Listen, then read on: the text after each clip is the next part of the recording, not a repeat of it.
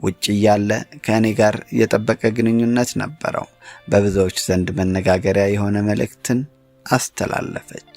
ፍቅረኛዬም ነበረ የሚል ነበረ የመልእክቱ ሐሳብ። ሰላም ጤና ይስጥልኝ የተከበራችሁ የዝግጅታችን ተከታታዮች፣ ዛሬ በኢትዮጵያ ሶሻል ሚዲያ ላይ መነጋገሪያ ስለሆነው ድንገተኛ ፍቅር፣ ስለ እውነተኛ መስዋዕትነትና በአንድ ወቅት ብቅ ስላለው አነጋጋሪው ውዝግብ እንነግራችኋለን። ድምፃዊት ዘቢባ ግርማና ባለቤቷ ኢሳያስ ከጥበብ መድረክ እስከ ቲክቶክ ውዝግብ ምን ተፈጠረ? አብራችሁን ቆዩ። ቪዲዮን ላይክ በማድረግ መረጃችንን ማዳመጠውን ይቀጥሉ። ውድ የውስጥ አዋቂ የዩቲዩብ ቻናል ቤተሰቦቻችን እንደምን አላችሁ? ዛሬም እንደ ሁልጊዜው ጥልቅ መረጃዎችንና ትንታኔዎችን ይዘንላችሁ መጥተናል። በኢትዮጵያ ኪነ ጥበብ ውስጥ በማህበራዊ ሚዲያ እንዲሁም በተለያዩ ዘርፎች የተሰማሩ ታዋቂና ተጽዕኖ ፈጣሪ ግለሰቦች ስራዎችን ከመድረክና ከስክሪን ጀርባ ያሉ ጉዳዮችን እንመለከታለን። ቻናላችንን ሰብስክራይብ በማድረግ ቤተሰብ ይሁኑ። ዘቢባ ግርማ ስሟ ሲነሳ ወደ ብዙዎች አእምሮ በቅድሚያ የሚመጣው የኛ በኋላ ደግሞ እንደኛ የተሰኘው የጥበብ ቡድን ነው። ዘቢባ በብላቴናነቷ ነበር የህይወትን ትንቅንቅ ትግል ከፍቅር ጋር ገምዳ ይዛ የፈተና መድረኳን በድል መወጣት የጀመረችው። ረዘም ላሉ ጊዜያት ከአያቷ ጋር በአዲስ አበባ ልደታ አካባቢ ኖራለች። መርካቶም አድባሯ ነበረ። የህይወት ውጣ ውረድን ቀምሳለች። ያልሞከረችው የሥራ አይነት የለም። የሷ ጥንካሬ እሳቱንም ውሃውንም ተቋቁማ በብልሃት የማለፍ ሚስጥር በቀላል የማይሰበር እምነት ስላላትና የህይወቷ መርህ ቅን መሆን በመሆኑ ነው። በትምህርትም ብርቱ የሆነችው ዘቢባ በ2011 ዓ.ም ከአድማስ ዩኒቨርሲቲ በዲግሪ ተመርቃለች። የሙዚቃ ጉዞዋ የጀመረው በአርቲስት ተስፋዬ አበበ ፋዘር የኪነ ጥበብ ማዕከል ሲሆን በ2003 ዓ.ም በኢትዮጵያን አይዶል የሐመልማል አባተን አወይ ጊዜን በመዝፈን ችሎታዋን አስመስክራለች። በኋላም በእኛ ቡድን ውስጥ እሙዬ በሚለው ገጸ ባህሪ ለ7 ዓመታት የሴቶች ድምጽ በመሆን ሰርታለች። አቤት፣ ጣይቱ እና ገራገር የመሳሰሉ ስራዎቿ ዛሬም በህዝብ ልብ ውስጥ የታተሙ ናቸው። ባሌን በቲክቶክ አባቴን በኢንስታግራም ነው ያገኘሁት የምትለው ዘቢባ ከባለቤቷ ኢሳያስ ኤሱ ጋር የተዋወቀችው በዚሁ የሶሻል ሚዲያ ዓለም ነው። ኢሳያስ ለ12 ዓመታት በኖርዌይ የኖረ በቴኳንዶ ስፖርትና በኮንስትራክሽን ስራ ላይ የተሰማራ ነበረ። በዘቢባ ፍቅር ተስቦ ከቤተሰቡ ጋር ተማክሮ ወደ ሀገሩ ተመለሰ። በኤቢኤስ ቅዳሜ መዝናኛ ላይ ኢሳያስ እንዲህ ብሎ ነበር። ትዳር ለሚያምንበት ሰው ደስ የሚል ስቃይ ነው። በወሊድ ወቅት ያየነውን መስዋዕትነት በማስታወስም ዘቢባን ስቱዲዮ ድረስ በመምጣት ሰርፕራይዝ ሲያደርጋት የብዙዎችን ልብ ነክቶ ነበረ። ሆኖም ይህ የፍቅር ታሪክ አልጋ ባልጋ አልሆነም። ሄለን የተባለች በቲክቶክ መንደር የምትታወቅ በውጭ ሀገር የምትኖር ግለሰብ በቲክቶክ ብቅ ብላ ውጭ ያለ ከኔ ጋር የጠበቀ ግንኙነት ነበረው። በብዙዎች ዘንድ መነጋገሪያ የሆነ መልእክትን አስተላለፈች። ፍቅረኛዬም ነበረ የሚል ነበረ የመልእክቱ ሐሳብ። ነገሩን የከፋ የሚያደርገው ደግሞ በስድብ የታጀበ ክሶችን ማቅረቧ ነው። ኢሳያስ ግን በልጆቹ እየማለም እንዲህ ሲል ምላሽ ሰጥቷል። እኔ ሴትዮዋን አላውቃትም፣ ቤተሰቤን እየበጠበጠች ነው። ወደ ኢትዮጵያም የመጣሁት በፈቃዴ እንጂ በፖሊስ ተገድጄ አይደለም።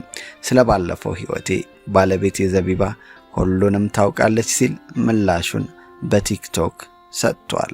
ሄለን የተባለችው ግለሰብ በበኩሏ አላውቃትም ያልከው እኔን ነው?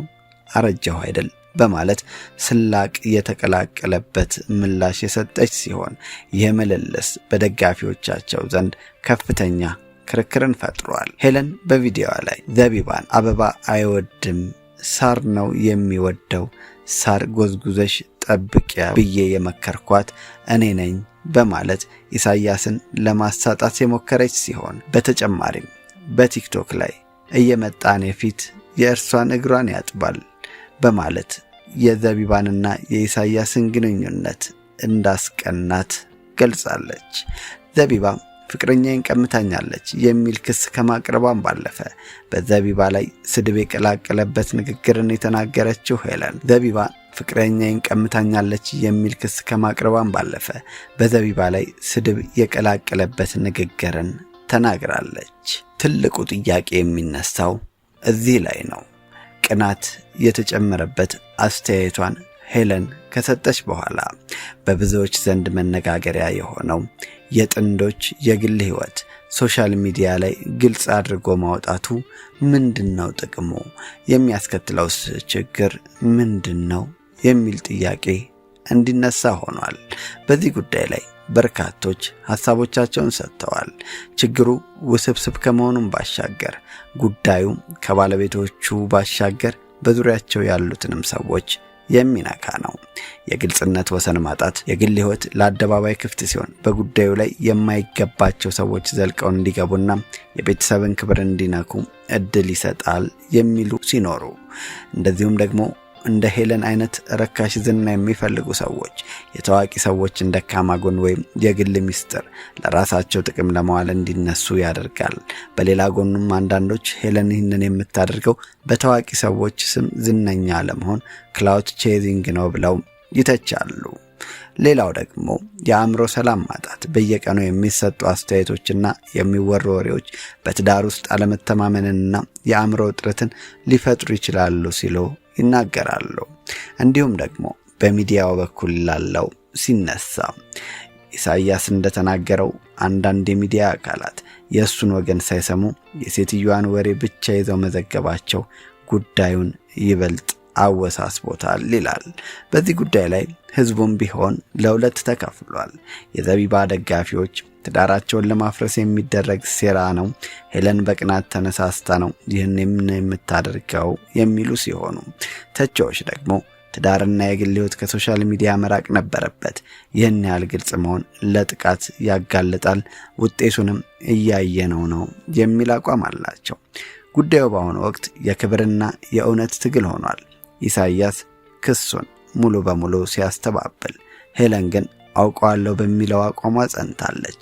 ነገር ግን እንደዚህ አይነት የግል ጉዳዮች በአደባባይ ማውጣት ለቤተሰብም ሆነ ለልጆች የማይመጥንና አሳፋሪ ተግባር እንደሆነ በብዙዎች ዘንድ እየተነገረ ነው። ከዚህ ታሪክ የምንማረው ትልቅ ትምህርት አለ። ትምህርት ብቻም ሳይሆን ወደፊት ልንጠነቀቅባቸው የሚገቡ ጉዳዮችም ጭምር። ጥንዶች ትዳራችሁ ከካሜራ ጀርባ ጠብቁ። ፍቅርን መግለጽ መልካም ቢሆንም የቤት ውስጥ ሚስጥር ግን በቤት ውስጥ ቢቀር ይሻላል። ሶሻል ሚዲያ ዛሬ ያሞግሳል፣ ነገ ግን ያፈርሳል። ይህን ለራሳችሁ ብቻ ሳይሆን ለአብራኮቻችሁ ክፋይ ለሆኑት ልጆቻችሁ፣ ለቅርብ ቤተሰቦቻችሁ፣ ለሚወዷችሁ ስትሉ እንዲሁም በዙሪያ ያለ ተመልካችም ቢሆን በአንድ ወገን ወሬ ብቻ ከመፍረድ መቆጠብ ይገባል።